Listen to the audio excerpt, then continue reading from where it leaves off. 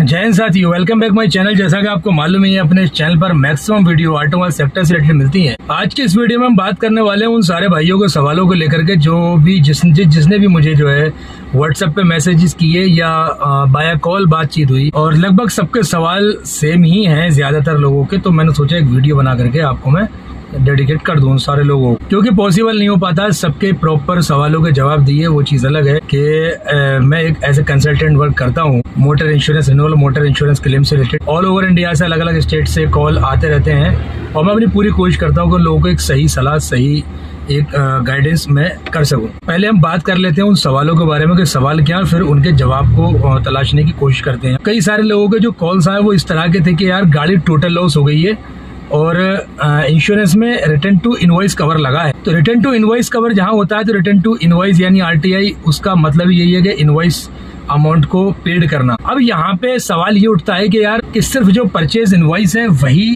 पैसा मिलता है हमें, या फिर जो हमारा आरटीओ का पैसा है जो हमने रजिस्ट्रेशन में दिया है, टैक्स वगैरह दिया है, वो हो गया, या साथ साथ उसके और जो 30-35 हजार रुपए का इंश्योरेंस करवाते हैं वो भी हो गया।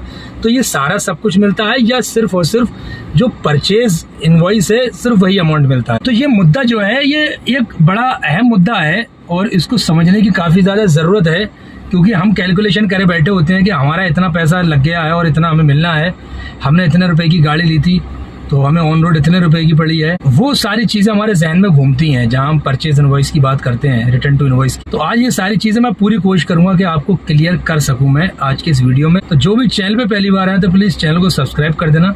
साथ ही अगर वीडियो में दी गई इन्फॉर्मेशन कुछ सही लगे तो एक लाइक करके जरूर जाना। लास्ट मैं अपनी हर एक वीडियो में यही बताता हूँ कि ये सारी जो भी क्लेम से रिलेटेड समस्याएं होती हैं ये उत्पन्न होती हैं, ये जन्म लेती हैं इंश्योरेंस रिन्यूअल के टाइम। इंश्योरेंस जितना बेहतर पॉलिसी हम अपनी रिन्यूअल करवाते हैं उतना ही बेहतर हमारा क्लेम होता है, सेटलमेंट। और कोई भी इंश्योरेंस कंपनी ऐसी नहीं है जो क्लेम को सेटल ना करती हो या कुछ मतलब जो है अलग से कुछ काम करती हो या अलग से कुछ मांगती हो।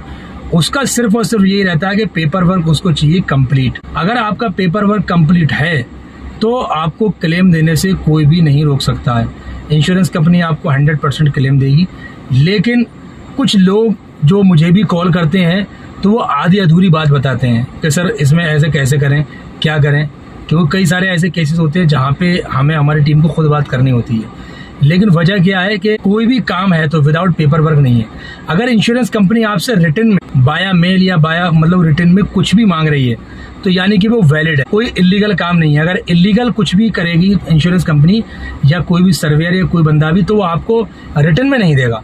अगर रिटर्न में आपसे किसी चीज की डिमांड हो रही है तो वो आपको देना कंपलसरी है। अगर वो पेपर नहीं है तो उसकी जगह कोई हम एफिडेविट वगैरह बना के लगा सकते हैं या क्या कर सकते हैं, ये सर्वेयर से कंसर्न करेंगे आप, वहां मालूमात हो जाएगी। कई सारे भाई ऐसे हैं जो बात अधूरी बता रहे हैं और हम आगे जब बात कर रहे हैं तो पता लग रहा है कि यार ये तो बिल्कुल ही गलत डायरेक्शन में जा रहे हैं। तो ऐसा नहीं है। देखिए, हम जैसे लोग भी आपकी हेल्प वहीं तक करेंगे जब आप हमें बात क्लियर बताओ कि भाई आपको कहीं कोई मिसगाइड तो नहीं कर रहा है। हमारा काम सिर्फ ये है कि एज ए कंसल्टेंट जो हम वर्क कर रहे हैं, तो आप पूरी बात जब तक हमें नहीं बताओगे तब तक हम आपकी किसी भी तरह की कोई भी हेल्प करने में मतलब जो है असमर्थ हैं। अधूरी बात आप बताओ हमें और अधूरी बात लेकर के हम आगे बात करें तो वहां पे फिर प्रॉब्लम्स आती हैं, फिर आपको भी प्रॉब्लम होती है। तो वहां पे ऐसा कोई काम ऐसा नहीं करना है हमने जिससे कि हमें किसी भी प्रॉब्लम का उसको फेस करना पड़े। तो कुछ भी अगर है तो उसको सबसे पहली चीज तो क्लियर करो। और इंश्योरेंस कंपनी रिटर्न में अगर कुछ भी मांग रही है तो उसको फिल करें आप, जो भी कॉलम उसको रिटर्न में उसको चाहिए वो आप फिल करें और बाया मेल पे ही आप कोशिश करें सारे काम करने की। ज्यादा से ज्यादा जो भी करें काम वो रिटर्न में ही करें। वो उसमें इलीगल कोई भी चांसेस नहीं रहते हैं बाय रिटर्न कुछ भी अगर होता है हमारे साथ। बहरहाल मैं जो बात थी वो आपको बता दूं। तो इसमें जो आरटीआई का मसला जो है ना, रिटर्न टू इनवॉइस कवर का, तो उसमें सिर्फ ये है कि भाई आपका जो परचेज इनवॉइस है, डीलरशिप कार डीलरशिप आपको जब गाड़ी बेचती है तो उसमें जो आपको इनवॉइस अमाउंट देती है उसमें आरटीओ का ऐड नहीं होता है और ना ही इंश्योरेंस का ऐड होता है। इंश्योरेंस तो आपने करवाया उस अमाउंट को सिक्योर करने के लिए। तो जाहिर सी बात है कि आपको अमाउंट मिलेगा आपका परचेज इनवॉइस जो एक्स शोरूम प्राइस गाड़ी का है वो जो आपके बिल में है लिखा हुआ, ना कि आपको इंश्योरेंस का और आरटीओ का।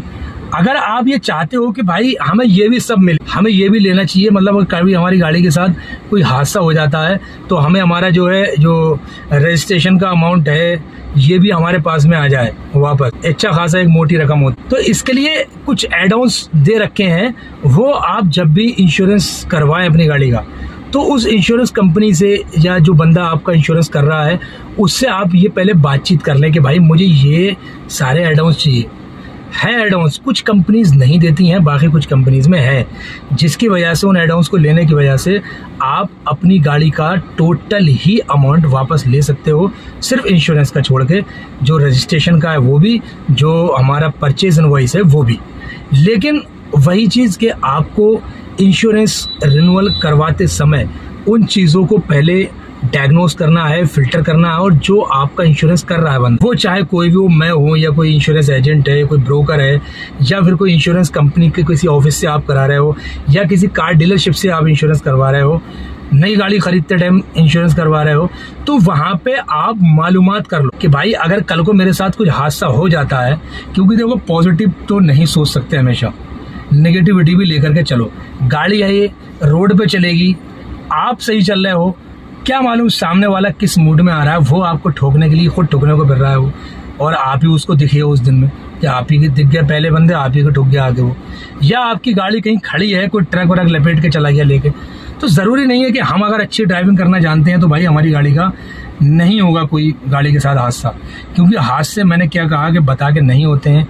मैं हर वीडियो में आपको ऐसे अवेयर करने की कोशिश करता हूँ कि यार कभी भी ना अपना पेपर वर्क कंप्लीट रखो, उसे इनकम्प्लीट मत होने दो। हादसा कभी भी कहीं भी कैसे भी किसी के साथ पेश आ सकता है। हमें जो इंश्योरेंस रिन्यूअल करवा रहे हैं तो वहां पे उससे पूरी जानकारी लेनी है कि भाई जब अगर कल को कोई क्लेम आगा तो रिपेयरिंग में हमें इसमें कितने % मिलेगा, गाड़ी में हमें क्या अपने पास से देना पड़ेगा, क्या कंपनी हमें देगी, अगर किसी कैशलेस गैराज पे जाते हैं तो हमें किस तरीके से सुविधा मिलेगी, अगर वही कोई ऐसी मान लो प्रॉब्लम्स आ गई कि हमारा कैशलेस गैराज कहीं 100-200 किलोमीटर दूर है, या ऐसी जगह पे जहाँ पे हमें जाने में परेशानी है लेकिन लोकल में वर्कशॉप है तो वहाँ पे कैशलेस नहीं है, तो वहाँ पे नॉन कैशलेस की जगह पे हमें क्या फैसिलिटीज रहेंगी, किस तरीके का जो है प्रोसेस रहेगा क्लेम का, और अगर गाड़ी हमारी टोटल लॉस हो जाती है तो हमें क्या मिलेगा, फायर्ड हो जाती है तो क्या होगा, गाड़ी चोरी हो जाती है तो क्या होगा। तो ये सारी चीजें आपने उसी टाइम क्लियर करनी है जब आपने अपनी गाड़ी का इंश्योरेंस रिन्यूअल करवाना है। अब जब आप उस टाइम तो करते नहीं हो कि मेरा भाई है, कि मेरा दोस्त है, कि मेरा चाचा है, कि मौसा है, कि भैया ठीक है कि उनने कर दिया, लेकिन वो भी काम उतना ही करेगा जितना उसको मालूमात है, मैं उतना ही बोलूंगा जितनी मुझे मालूमात। आपको भी खुद अवेयर होना है। अपने हर सवाल का जवाब जब तक आपको मिल ना जाए तब तक आप इंश्योरेंस को रिन्यूअल ना करवा, तब तक आप कोटेशन अलग अलग कंपनी से अलग अलग बंदों से लेते रहें। हमेशा मैं यही कहता हूं कि जब भी इंश्योरेंस कराओ कम से कम 3 कोटेशन तो आप बनवाई लो कि भाई ज्यादा से ज्यादा कवरेज, सही प्रीमियम और सही IDV जो देता हो उससे आप इंश्योरेंस। तो ये सारी चीजें अगर आप रखोगे जहन में अपने, तो मुझे लगता है कि आपको क्लेम के टाइम पे प्रॉब्लम नहीं होगी। अगर हमसे आपको इंश्योरेंस करवाना है तो व्हाट्सएप का नंबर हमारे डिस्क्रिप्शन में दिया है, वहाँ पे आप अपना प्रीवियस पॉलिसी और RC भेजो, हम तुरंत आपको कोटेशन प्रोवाइड कराते हैं फुल डिटेल के साथ, पूरा क्लेम सेटलमेंट का 100% गारंटी विद वारंटी के साथ में, ऑल ओवर इंडिया कहीं पे। तो उम्मीद करता हूँ ये बात आपको समझ आ गई होगी कि आपको क्या करना है अगर आपको टोटल अमाउंट लेना है। जब भी करवाओ तो उससे पता कर लो भाई RTI रिटर्न टू इनवॉइस यानी परचेज इनवॉइस के साथ साथ मुझे अपना रजिस्ट्रेशन का भी पैसा वापस चाहिए। अगर कल को मेरे साथ कुछ मिसहैपनिंग हो जाती है गाड़ी के साथ, उसके लिए मुझे क्या करना होगा।